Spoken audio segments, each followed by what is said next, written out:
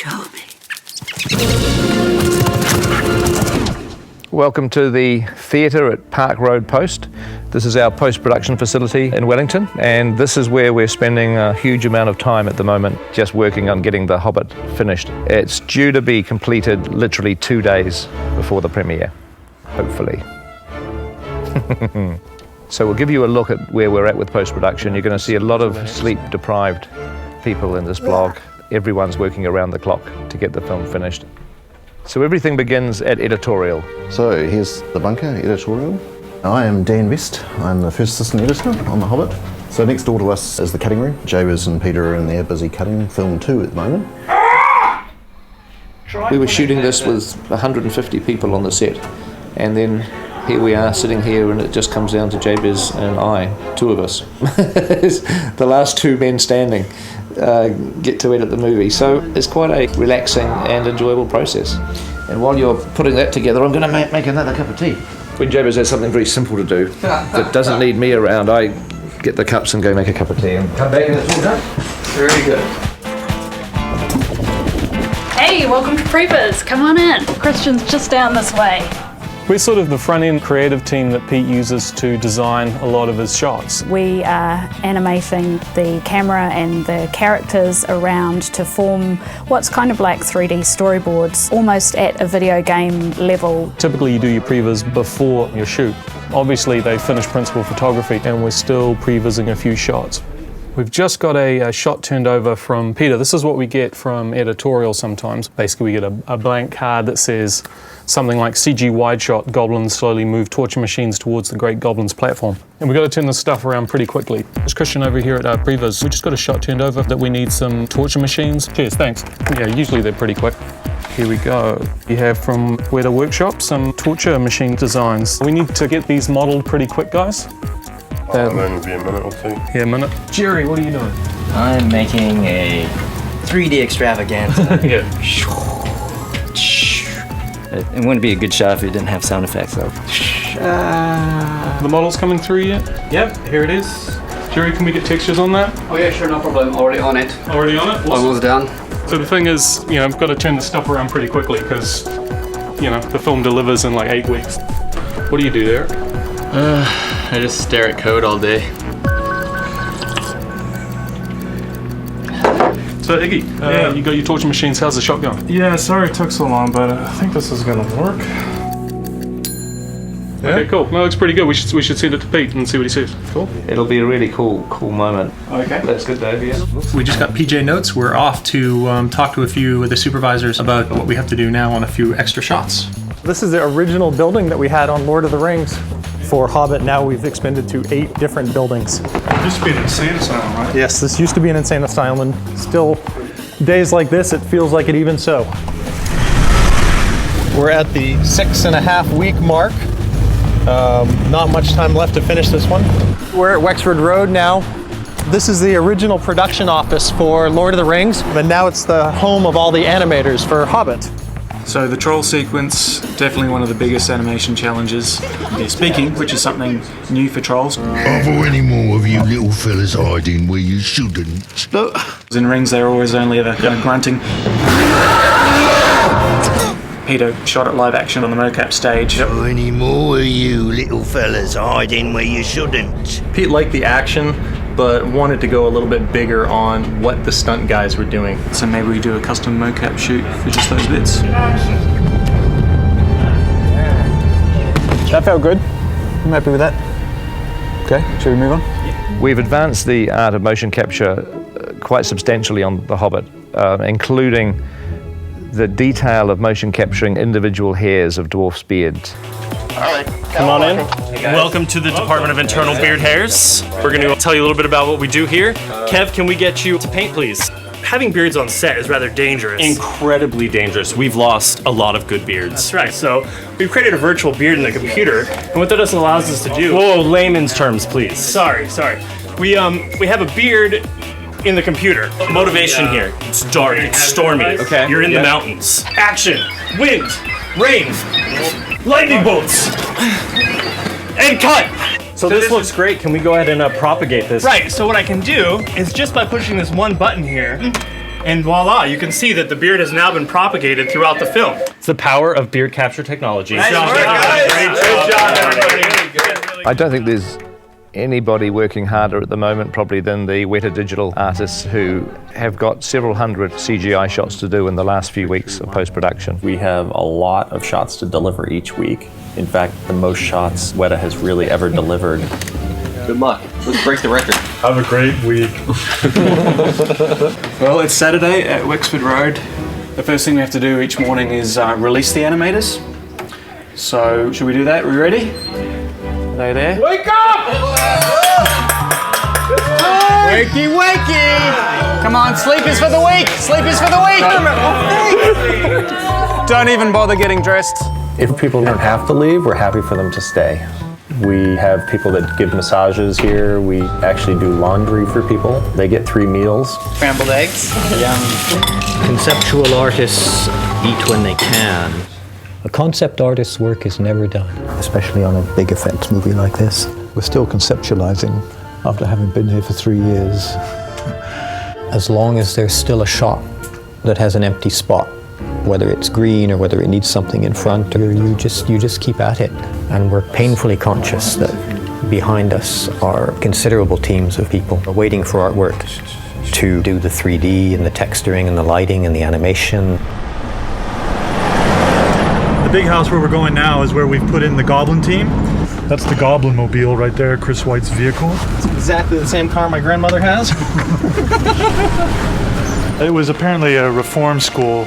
Supposedly people tell me that they see ghosts in here and that there's claw marks down in the basement. So come in if you dare.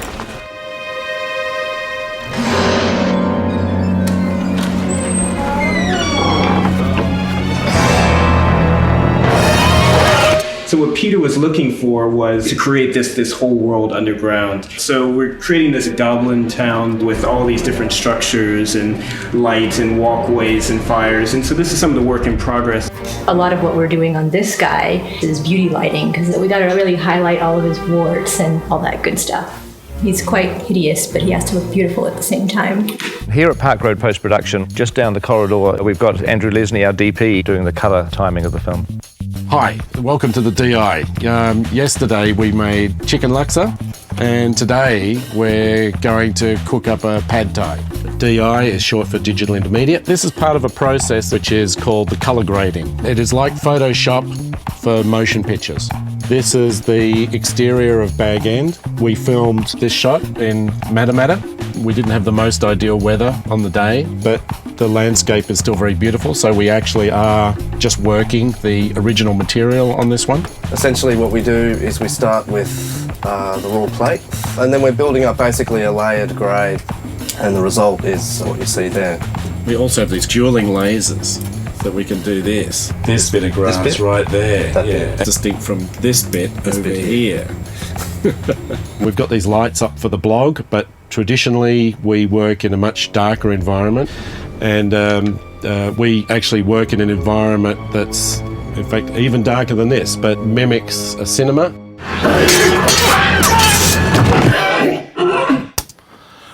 Hi, you're at Park Road Post, and this is where we're doing the sound for The Hobbit. Let's go and have a look.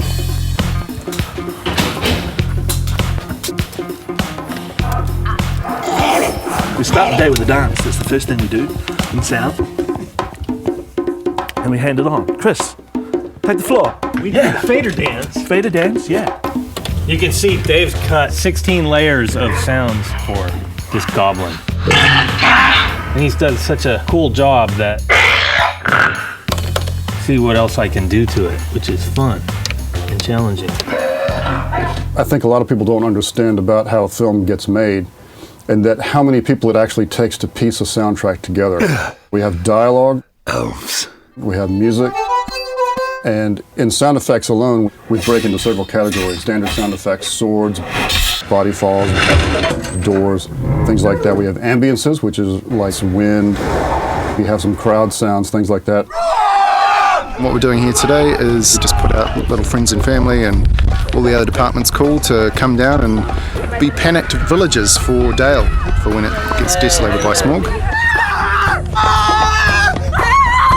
That's how we rock it in Soundpost here. Right. And here, Matt's cutting the crowds and all that sort of stuff. We're on our way. Feels like a scene from The Shining down this hallway. I really wish I had a tricycle. Foley. Oh, they've got the best sounding door.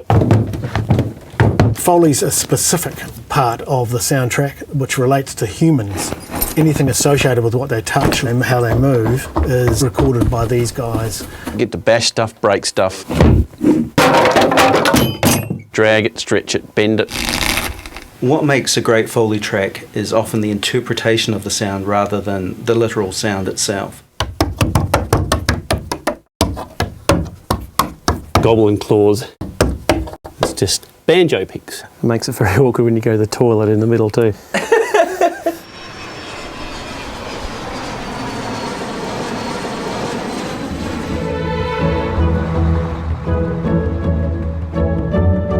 Welcome to Abbey Road, Studio One. This is the place where we make all these fabulous soundtracks, including The Hobbit, and that's what we're doing today. We're back in the studio for a record day. Full orchestra today. There'll be 93 people in the various sections. This is Howard's conductor's podium, so this is where he stands and directs the orchestra from. Abbey Road is legendary with its microphone collection. So here's one that John Lennon sang into when he was a recording artist at the studio. I've never had a shot with one here. So look, can you get that? The musicians will see the music for the first time. They don't rehearse it or anything like that. They just turn up, the sheet music is in front of them, and they play. This is rather important to make sure these get onto the podium. Here's the control room. It's a real adrenaline rush to be looking out at the orchestra that we're kind of in control of this fabulous sound.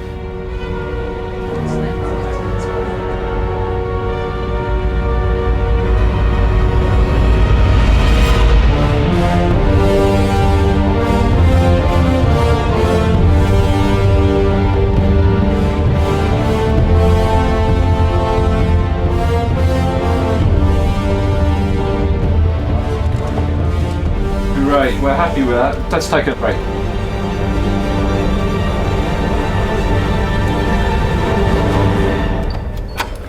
Theatre 2, this is the final mix room. This is where it all comes together. Well, look who it is. We all arrive with tons and tons of sounds. Then in the final mix, we have to figure out what sound makes sense and what sound doesn't. You could put a hoarse vocal on the shot to let us know we're there. But at the end of the day, hopefully we've got clarity and we are telling the story. And I have to say, it's really fun. Got another 3 weeks and then and another couple films. So the journey's long from over, it's just really starting. So that's what's happening at the moment. The premiere is very, very close. But fortunately, people are staying calm. They're staying incredibly disciplined, focusing on their work. We are blessed to have such a sane, sensible team.